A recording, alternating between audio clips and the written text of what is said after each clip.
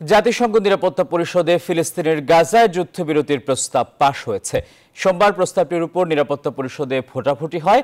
ভোটদানে বিরত ছিল রাশিয়া।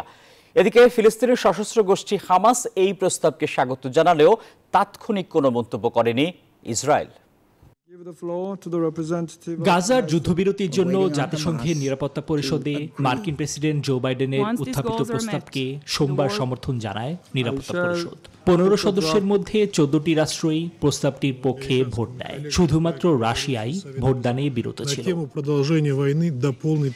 এদিন ইসরায়েল ও হামাসকে অবিলম্বে যুদ্ধবিরতির প্রস্তাব মেনে নেওয়ার আহ্বান জানান জাতিসংঘে নিযুক্ত যুক্তরাষ্ট্রের দূত লিন্ডা থমাস গ্রিনফিল্ড।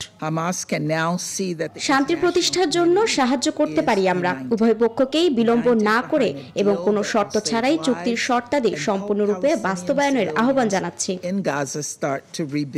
যুদ্ধবিরতির প্রস্তাবকে স্বাগত জানিয়েছে ফিলিস্তিনের স্বাধীনতাকামী সংগঠন হামাস। কিভাবে যুদ্ধবিরতির শর্তগুলো বাস্তবায়ন করা যায় তা নিয়ে মধ্যস্থতাকারীদের সঙ্গে কাজ করার কথাও জানিয়েছে সংগঠনটি। তবে এ নিয়ে তাৎক্ষণিক কোনো মন্তব্য করেনি ইসরায়েল।